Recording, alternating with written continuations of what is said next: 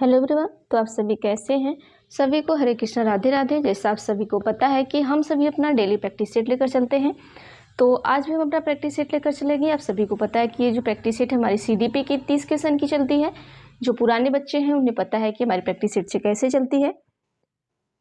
जो नए बच्चे उन्हें बता देना चाहते हैं कि आप प्रैक्टिस सेट करने से पहले एक पेन और कॉपी लेकर बैठा करिए। नंबरिंग क्या करिए 1 से लेकर 30 तक। उसके बाद आप अपना, जब मैं क्वेश्चन पढ़ती हूँ आप भी क्वेश्चन पढ़ा करिए। आप अपना उत्तर खुद से दिया करिए। जब मैं उत्तर बताती हूँ तो उत्तर का मिलान क्या करिए। उत्तर सही होता है तो सही करिए, गलत होता है तो गलत करिए। लास्ट में आप काउंट करिए कि आपने कितना नंबर गेन किया है। ठीक है, तो चलिए आइए हम चलते हैं। क्वेश्चन नंबर 1 से स्टार्ट करते हैं। क्वेश्चन नंबर 1 आपका है कि बच्चों में ज्ञान की रचना करने और अर्थ का निर्माण करने की क्षमता होती है। इस परिप्रेक्ष्य में एक शिक्षक की भूमिका है। ऑप्शन 1 है संप्रेषक और व्याख्याता की, 2 है सुगमकर्ता की, 3 है निर्देशक की, 4 है तालमेल बैठाने वाले की। तो उत्तर दीजिएगा क्या होगा। देखिए क्वेश्चन को आप सभी ध्यान से पढ़ा करिए। ठीक है, क्वेश्चन को आप सभी 2 बार पढ़ा करिए। क्वेश्चन आपका है कि बच्चों में ज्ञान की रचना करने और अर्थ का निर्माण करने की क्षमता होती है।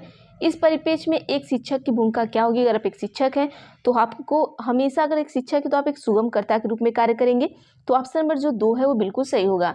देखिए आप सभी एक और काम क्या करिए कि ऐसे लाइनिंग खींचा करिए, एक साइड निगेटिव पॉइंट एक साइड पॉजिटिव पॉइंट। ठीक है, तो निगेटिव पॉइंट और पॉजिटिव पॉइंट जब आप लिख लेते हैं, बीच बीच में हम आपको क्वेश्चन में निगेटिव और पॉजिटिव पॉइंट बताते चलते हैं, तो आप नोट डाउन किया करिए ताकि आप सभी को चीज़ें याद रहे। आगे आने वाले क्वेश्चन को आप और आसानी से कर लें।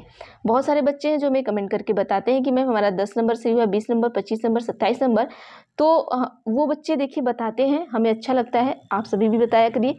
चलिए क्वेश्चन नंबर 2 हम देखते हैं। दो है कि इनमें से कौन सी विशेषता प्रतिभाशाली बच्चों की नहीं है। ऑप्शन 1 है उच्च आत्म क्षमता, 2 है निम्न औसती मानसिक प्रक्रियाएं, 3 है अंतर्दृष्टि पूर्वक समस्याओं का समाधान करना, 4 है उच्चतर श्रेणी का मानसिक प्रक्रियाएं। उत्तर दीजिएगा कि विशेषता मतलब जो प्रतिभाशाली बच्चा होता है उसकी नहीं है। प्रतिभाशाली मतलब एक तरीके से आप समझ लिया करिए कि जो आपके क्लास में बच्चा बहुत तेज है, हर चीज़ें फटाफट से कैप्चर कर लेता है, उसी को हम प्रतिभाशाली बोल देंगे। ठीक है, अब चलिए यहाँ पर क्या होता है कि देखिए निम्न औसती मानसिक प्रक्रिया उसमें नहीं होती है, उच्च होती है। क्योंकि बच्चा क्या प्रतिभाशाली है, अब कोई तेज रहेगा तो निम्न तो उसके जो मानसिक होंगे वो होंगे नहीं, वो क्या होगा तेज ही होगा, तो उच्च होगा। तो ऑप्शन नंबर जो 2 है सही होगा। ठीक है, क्योंकि क्वेश्चन निगेटिव, देखिए एक चीज हम आपको यहाँ बता देना चाहते हैं, डेली बताते हैं, आज भी बता रहे हैं, जब क्वेश्चन निगेटिव है तो उत्तर भी निगेटिव आएगा। जब क्वेश्चन निगेटिव रहता है उत्तर निगेटिव आता है। 3 चीजें हमें यहाँ पॉजिटिव मिलती है, एक निगेटिव मिलता है। जब क्वेश्चन पॉजिटिव है उत्तर पॉजिटिव आएगा।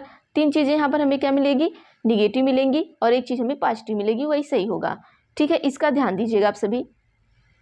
क्वेश्चन नंबर 3 पर चलते हैं कि कोहलबर्ग के सिद्धांत के पूर्व परंपरागत स्तर के अनुसार कोई नैतिक निर्णय लेते समय एक व्यक्ति निम्नलिखित में से किस तरफ प्रवृत्त होगा। ऑप्शन 1 है व्यक्तिगत आवश्यकताएं और इच्छाएं, 2 है व्यक्तिगत मूल्य, 3 है पारिवारिक अपेक्षाएं, 4 है अंतर्निहित संभावित दंड। देखिए कोहलबर्ग के अनुसार बताना आपको कि कोहलबर्ग के सिद्धांत के पूर्व परंपरागत स्तर के अनुसार कोई नैतिक निर्णय लेते समय एक व्यक्ति, कोई एक व्यक्ति है, निम्नलिखित में से किस तरफ प्रवृत्त होगा। ठीक है, तो उत्तर दीजिए क्या होगा, किस तरफ प्रवृत्त होगा। क्वेश्चन नंबर 3, तो देखिए वो अंतर्निहित संभावित दंड की तरफ क्या होगा, प्रवृत्त होगा। तो क्वेश्चन नंबर 3 का ऑप्शन नंबर जो 4 बिल्कुल सही हो जाएगा। जो बच्चे एमपी टेट का पेपर दे रहे हैं वो भी इस चीजों को देख सकते हैं, यहाँ से भी आपको क्वेश्चन फंस सकता है। तो चलिए क्वेश्चन नंबर 4 थोड़ा हम छोटा कर लेते हैं, ऑप्शन बड़ा है। क्वेश्चन आपका दिया गया है कि शिक्षार्थियों मतलब अधिगमकर्ता की व्यक्तिगत भिन्नताओं के संदर्भ में शिक्षिका को चाहिए।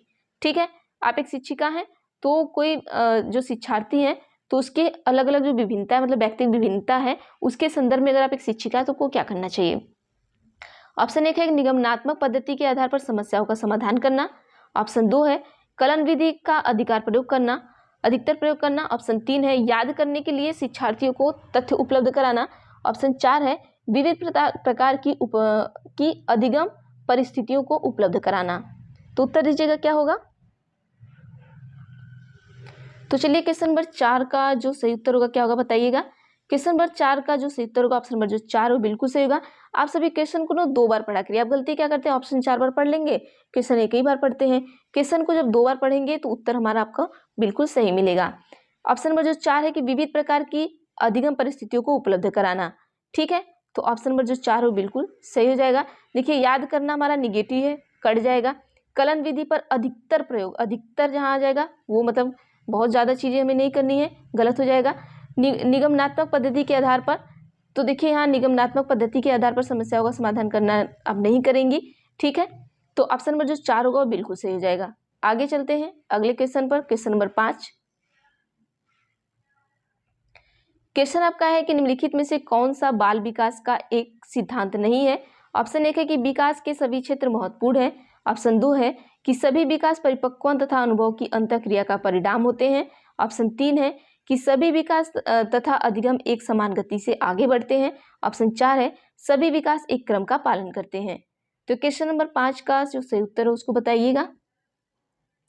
तो देखिए जो सभी विकास होते हैं वो अधिगम की एक समान गति से क्या करते हैं, आगे बढ़ते हैं। तो ऑप्शन नंबर जो 3 है वो बिल्कुल सही हो जाएगा। देखिए बाल विकास का सिद्धांत नहीं है, ठीक है, नहीं पूछा है क्वेश्चन निगेटिव, उत्तर हमारा निगेटिव आएगा। तो क्या सभी प्रकार का जो विकास है उसका एक समान गति से आगे बढ़ते हैं, बिल्कुल नहीं। तो ऑप्शन नंबर जो 3 है वो बिल्कुल सही हो जाएगा। बाकी विकास के सभी क्षेत्र महत्वपूर्ण है, बिल्कुल महत्वपूर्ण है, ठीक है। परिपक्व अनुभव की अंतःक्रिया का परिणाम होते हैं, बिल्कुल होते हैं।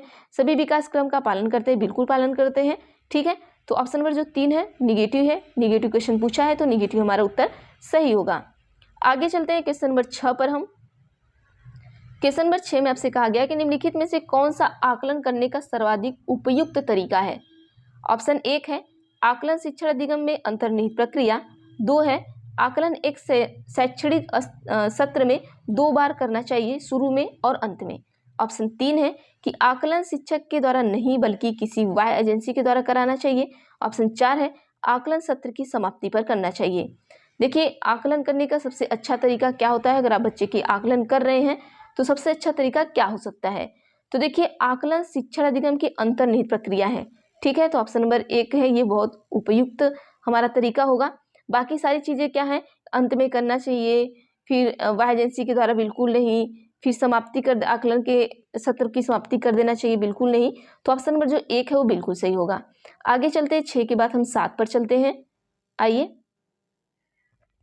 क्वेश्चन नंबर 7 में आपसे कहा गया निम्नलिखित में से कौन सा सृजनात्मकता से संबंधित है। ऑप्शन 1 है अभिसारी चिंतन, 2 है सामवेगिक चिंतन, 3 है अहमवादी चिंतन, 4 है अपसारी चिंतन। तो उत्तर बताइएगा क्या होगा क्वेश्चन नंबर 7 का। तो देखिए सृजनात्मकता, जहाँ सृजनात्मकता आएगा वहाँ अपसारी चिंतन होगा, हमेशा याद रखिएगा। देखिए एक होता है अभिसारी, एक होता है अपसारी। अब सृजनात्मकता मतलब बच्चा बहुत तेज है, उसका दिमाग इधर उधर नाचता घूमता फिरता है, ऐसे याद करिएगा। और अपसारी का मतलब आप पढ़े हैं ना, जैसे कि आप वो प्रकाश वाला चैप्टर पढ़े होंगे, तो एक अभिसारी होगा एक अपसारी होगा। तो जो अभिसारी में होगा वो ऐसे एक जगह जाके ऐसे सिकुड़ जाता है प्रकाश, और जो अपसारी होता है वो चारों तरफ फैल जाता है। तो इससे याद रखिएगा कि जो सृजनशील बच्चा होगा वो चारों तरफ सोच सकता है। इस तरीके से याद रखेंगे ना, आपको याद हो जाएगा, ठीक है। तो ऑप्शन नंबर 4 सही कर लीजिएगा। आगे चलते हैं क्वेश्चन नंबर 8 पर। देखिए जो हमें थोड़ा बहुत ट्रिक भी आता है समझ में कि कैसे याद होगा, तो हम वो भी आपको बताते चलते हैं, ठीक है। क्वेश्चन नंबर 8 है कि निम्नलिखित के बारे में बच्चों के बारे में निम्नलिखित कथनों में से किस कथन से वाइगोत्स्की सहमत होते हैं। ऑप्शन 1 है कि बच्चे तब सीखते हैं जब उनके लिए आकर्षक पुरस्कार निर्धारित किए जाएं। ऑप्शन 2 है कि बच्चे के चिंतन को तब समझा जा सकता है जब प्रयोगशाला में पशुओं पर प्रयोग किया जाए। ऑप्शन 3 है कि बच्चे जन्म से शैतान होते हैं और उन्हें दंड देकर नियंत्रित किया जाना चाहिए। अब ये देखिए क्वेश्चन क्या पूछा है, पॉजिटिव पूछा है। अभी लास्ट वाला ऑप्शन हम दिखाएंगे, लेकिन इन तीनों में हमारा क्या है, निगेटिव है। कैसे है, आकर्षक पुरस्कार हमारा निगेटिव जाएगा, ठीक है। प्रयोगशाला में पशुओं का प्रयोग किया जाए तभी हम समझ सकते हैं चिंतन को। ऐसा थोड़ी ना है कि मतलब कि हम प्रयोगशाला में क्या करें कि चिंतन, बच्चे के चिंतन को हम तब समझेंगे जब हम प्रयोगशाला में पशु पर प्रयोग करें, तब हम समझें कि पशु इतनी थोड़ी सी समझता है, बच्चा इतनी ज़्यादा सा समझता है। ऐसा तो हम करने जाएंगे नहीं, तो निगेटिव चला जाएगा। दंड देना, ये भी हमारा क्या हो जाएगा, निगेटिव चला जाएगा।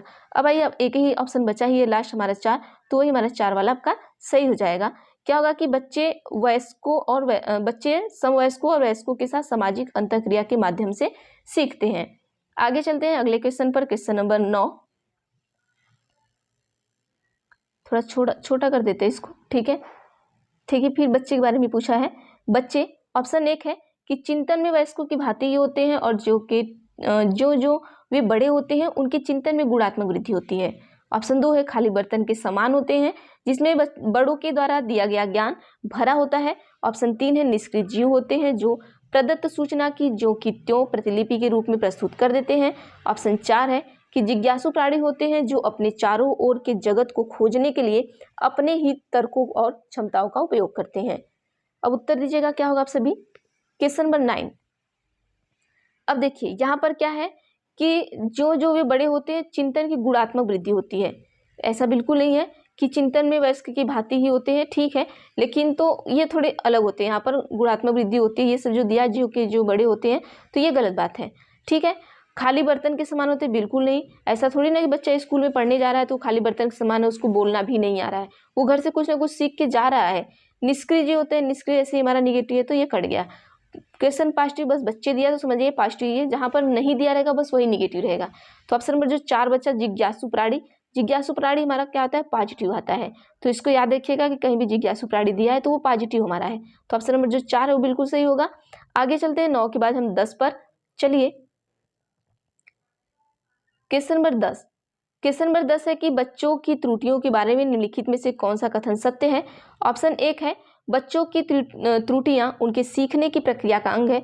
2 है बच्चे तब त्रुटि करते हैं जब शिक्षक सौम्य हो और उन्हें त्रुटियां करने पर दंड न देता हो।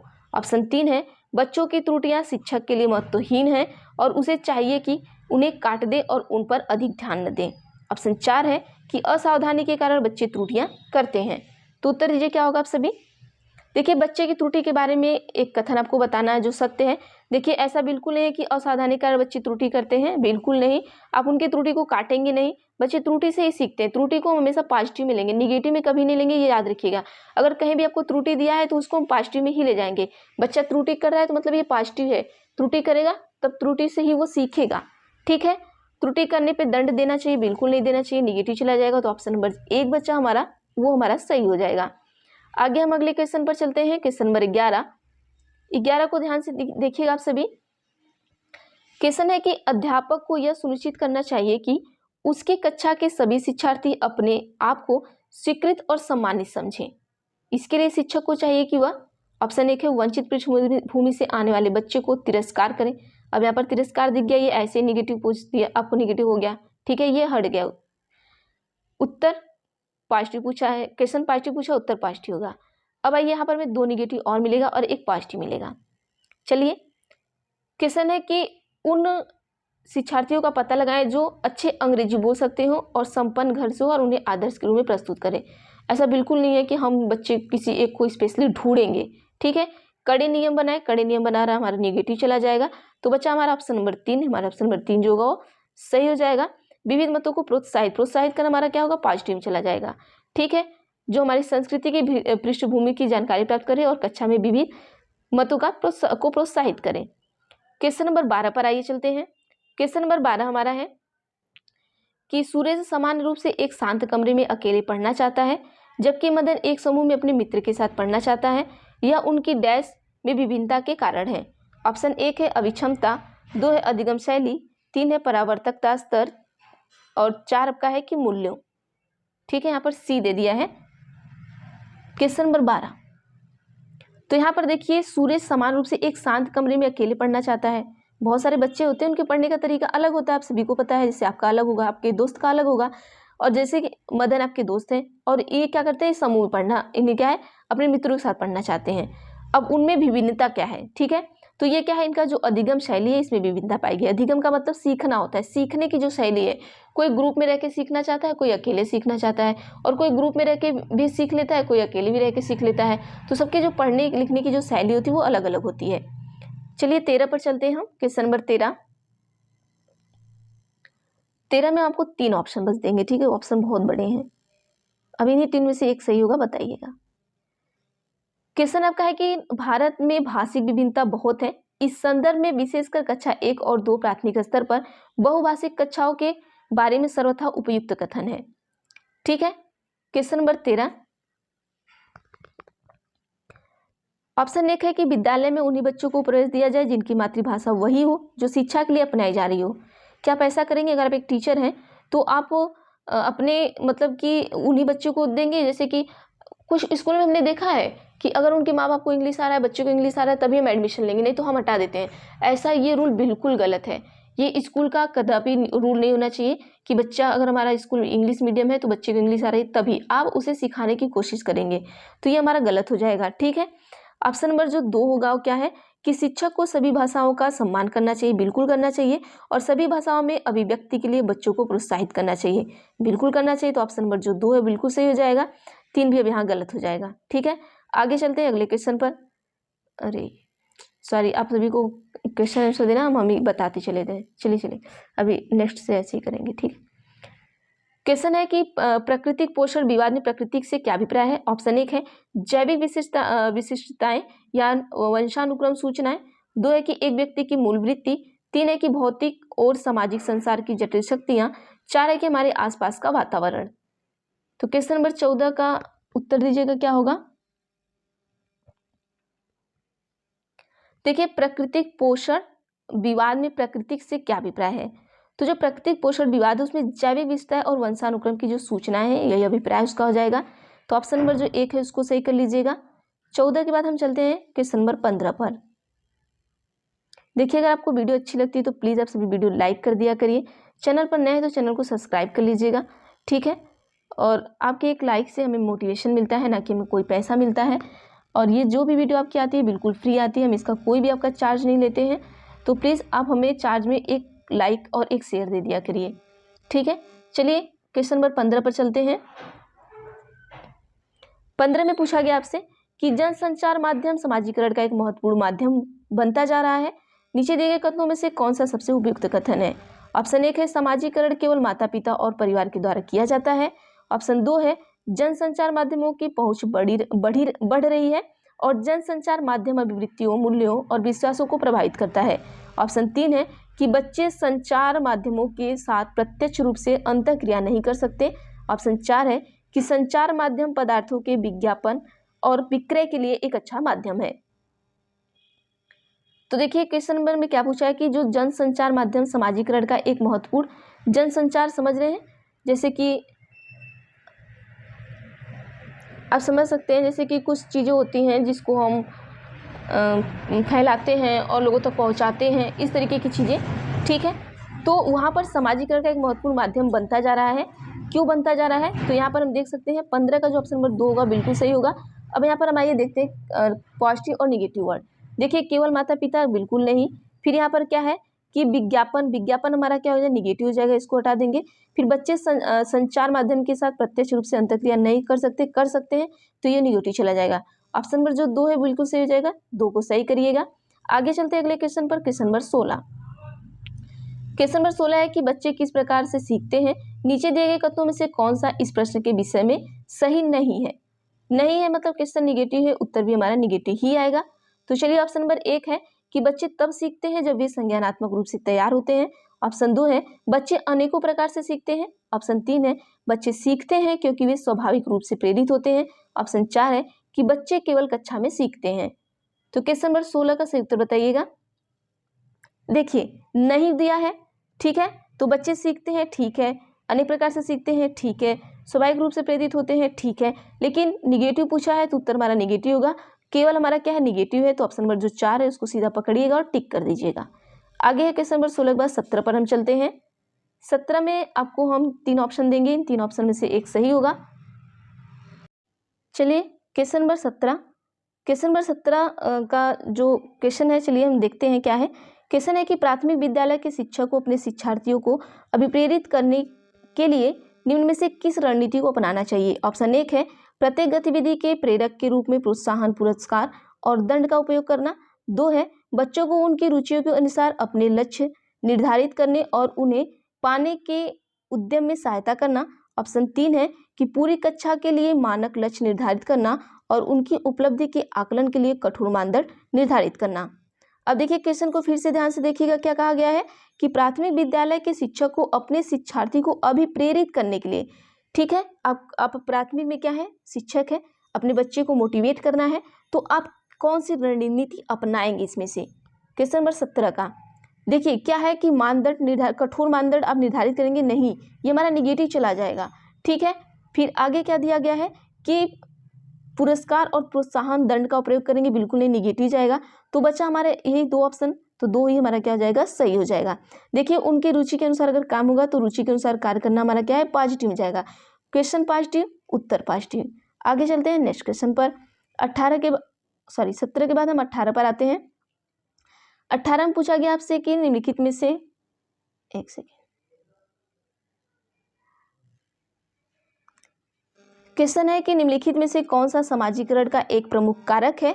ऑप्शन 1 है कंप्यूटर, 2 है आनुवंशिकता, 3 है राजनीतिक दल, 4 है परिवार। उत्तर बताइएगा क्या होगा क्वेश्चन नंबर 18 का। तो क्वेश्चन नंबर 18 का जो समाजीकरण का जो प्रमुख कारक होता है वो हमारा परिवार होता है। तो ऑप्शन नंबर जो 4 है बिल्कुल सही कर लीजिएगा। 18 के बाद चलिए हम 19 पर चलते हैं। 19 में दिया गया कि बच्चों को समूह कार्य देना एक प्रभावी शिक्षण रणनीति है क्योंकि ऑप्शन 1 है कि छोटे समूह के कुछ बच्चों को दूसरे बच्चों पर हावी होने की अनुमति होती है। 2 है कि सीखने की प्रक्रिया में बच्चे एक दूसरे से सीखते हैं और परस्पर सहायता भी करते हैं। 3 है कि बच्चे अपना काम जल्दी करने में समर्थ होते हैं। 4 है कि इसके शिक्षक का काम कम हो जाता है, इससे शिक्षक का काम कम हो जाता है। उत्तर दीजिएगा। क्वेश्चन एक बार ध्यान से देखिएगा। बच्चों को समूह कार्य देना एक प्रभावी शिक्षण रणनीति ठीक है, क्यों है यही आपको बताना है। बच्चे को हम समूह में इधर एक समूह बना दिए कि इधर एक इधर और उसको कार्य दे दिए, ठीक है। तो जो बच्चों को हम कार्य देंगे वो प्रभावी शिक्षण रणनीति है, क्यों है। तो चलिए उत्तर देख लेते हैं। ऑप्शन नंबर जो 2 होगा बिल्कुल सही होगा कि सीखने की प्रक्रिया में बच्चे एक दूसरे से सीखते हैं। बिल्कुल सही बात है कि अगर हम यहाँ पर ग्रुपिंग कर देंगे तो एक दूसरे से बच्चा क्या करता है, सीखता है और परस्पर एक दूसरे की क्या करता है, सहायता भी करता है, ठीक है। तो क्वेश्चन नंबर 19 का 2 सही कर लीजिएगा। ये 20 पर चलते हैं हम। 20 को ध्यान से देखिएगा क्या है। क्वेश्चन नंबर 20 है कि एक औसत बुद्धि वाला बच्चा यदि भाषा को पढ़ने एवं समझने में कठिनाई प्रदर्शित करता है तो यह संकेत देता है कि बच्चा डैश का लक्षण प्रदर्शित कर रहा है। ऑप्शन 1 है लेखन क्षमता, 2 है गणितीय क्षमता, 3 है गति समन्वय क्षमता, 4 है पठन अक्षमता। देखिए आप इंग्लिश वाला याद कर लीजिएगा, हिंदी वाला नहीं याद करेंगे तो भी चल जाएगा, ठीक है। क्योंकि क्या है ना कि हिंदी वाले में क्या होता है कि कभी कभी ना आपको इंग्लिश वाला ही दिया रहता है, हिंदी नहीं देता है। दोनों जगह इंग्लिश दे देगा, आपको समझ नहीं आएगा। ऐसे आप इंग्लिश वाला याद कर लेंगे तो इंग्लिश वाले में देख के आप, अगर हिंदी भी दिया है तो इंग्लिश वाले में देख के आप लगा सकते हैं। तो डिसग्राफिया, डिसकैलकुलिया, डिसप्लेक्सिया और डिसलेक्सिया। तो यहाँ पर अगर आपको जैसे कोई औसत बुद्धि वाला बच्चा है और भाषा पढ़ने समझने में उसका हो रही है, कठिनाई हो रही है, तो ये आपका डिसलेक्सिया को प्रदर्शित करेगा, ठीक है, पठन अक्षमता को। 21 पर आइए चलते हैं। शैशव काल की अवधि है। ऑप्शन 1 है जन्म से 2 वर्ष, जन्म से 3 वर्ष, 3 है कि 2 से 3 वर्ष, 4 है कि जन्म से 1 वर्ष। तो आप सभी को पता है कि जो शैशव की अवधि होती है जन्म से 2 वर्ष तक होती है। तो चलिए आगे चलते हैं। पियाजे जी से क्वेश्चन है कि पियाजे के अनुसार 2 से 7 वर्ष के बीच का एक बच्चा संज्ञानात्मक विकास की अवस्था में है। ऑप्शन 1 है औपचारिक संक्रियात्मक, 2 है मूर्त संक्रियात्मक, 3 है संवेदी गतिक, 4 है पूर्व संक्रियात्मक। तो उत्तर बताइए क्या होगा क्वेश्चन नंबर 22 का। तो देखिए 2 से 7 वर्ष के बीच का एक बच्चा जो संज्ञानात्मक विकास की अवस्था में है तो वो पूर्व संक्रियात्मक की अवस्था में है, ठीक है। ऑप्शन नंबर 4 सही करिएगा। चलिए 23 पर चलते हैं हम। क्वेश्चन नंबर 23 है कि विकास डैश से डैश की ओर बढ़ता है। ऑप्शन 1 है जटिल कठिन, 2 है विशिष्ट समान, 3 है साधारण आसान, 4 है सामान्य विशिष्ट। उत्तर बताइए 23 का। तो देखिए जो 23 का सही उत्तर होगा ऑप्शन नंबर 4 होगा, सामान्य विशिष्ट, ठीक है। आइए अगले क्वेश्चन पर चलते हैं। क्वेश्चन नंबर 24 का, चलिए क्वेश्चन नंबर 23, हाँ 24 पर आ जाइए। 24 में है कि जब वयस्क सहयोग से सामंजस्य कर लेते हैं तो वे बच्चे के वर्तमान स्तर के प्रदर्शन की तरफ प्रगति क्रम को सुगम बनाते हैं, इसे कहा जाता है। ऑप्शन 1 है सहयोग देना, 2 है सहभागी अधिगम, 3 है सहयोगात्मक अधिगम, 4 है समीपस्थ विकास। देखिए कितना ऑप्शन जो है ना कितना सोच समझ के रखा है कि आपको लगेगा कि कौन सा सही है। तो देखिए इसमें जो होगा ना सहयोग देना होगा, ठीक है। जब ये इस तरीके से वर्तमान प्रदर्शन की तरफ प्रगति को सुगम बनाते हैं तो इसे हम सहयोग देना कहते हैं। ऑप्शन नंबर 1 सही हो जाएगा। आगे चलते हैं। 24 के बाद हम 25 पर चलते हैं। 25 पे आपका है कि नवीन जानकारी को शामिल करने के लिए वर्तमान स्कीमा मतलब अवधारणा में बदलाव की प्रक्रिया क्या कहलाएगी। ऑप्शन 1 है आत्मसातकरण, 2 है समायोजन, 3 है अहम केंद्रिता, 4 है अनुकूलन। क्वेश्चन नंबर 25 का उत्तर दीजिएगा। तो देखिए नवीन जानकारी को शामिल करने के लिए वर्तमान स्कीमा अवधारणा में जो बदलाव की प्रक्रिया है वो आपका आत्मसात्करण कहलाएगा। तो ऑप्शन नंबर जो 1 है वो बिल्कुल सही हो जाएगा। आगे चलते हैं 26 पर। 26 में आपसे कहा गया है कि मध्य बाल्यावस्था में भाषा डैश के बजाय डैश अधिक है। ऑप्शन 1 है समाजीकृत अहम केंद्रित, 2 है जीववादी समाजीकृत, 3 है परिपक्व अपरिपक्व, 4 है अहम केंद्रित समाजीकृत। ठीक है, मध्य बाल्यावस्था में भाषा, ठीक है, किसके बजाय डैश अधिक है, तो उत्तर दीजिएगा 26 का। तो देखिए सामाजिकृत के बजाय अहम केंद्रित अधिक है। ठीक है, मध्य बाल्यावस्था होता है उसमें जो हमारी भाषा होती है वो सामाजिकृत के बजाय अधिक क्या होती है, अहम केंद्रित होती है। तो आगे चलते हैं 26 के बाद 27 पर। 27 में क्या कहा गया आपसे कि बाल केंद्रित शिक्षा में शामिल है। ऑप्शन 1 है बच्चों का एक कोने में बैठना, 2 है प्रतिबंधित परिवेश में अधिगम, 3 है वे गतिविधियां जिसमें खेल शामिल नहीं होते, 4 है बच्चे के लिए हस्तपरक गतिविधियां। क्वेश्चन नंबर 27 का सही उत्तर दीजिएगा क्या होगा। तो यहाँ पर चलिए 27 का जो सही उत्तर होगा ऑप्शन नंबर 4 बिल्कुल सही होगा कि बच्चों के लिए हस्तपरक गतिविधियां। ऑप्शन नंबर जो 4 है वो बिल्कुल सही होगा। आइए अगला क्वेश्चन है 28 पर चलते हैं हम। क्वेश्चन आपका है कि कक्षा अध्यापक ने राघव को अपनी कक्षा में अपने कीबोर्ड, ठीक है, अपने कीबोर्ड पर स्वयं द्वारा तैयार किया गया मधुर संगीत बजाते हुए देखा।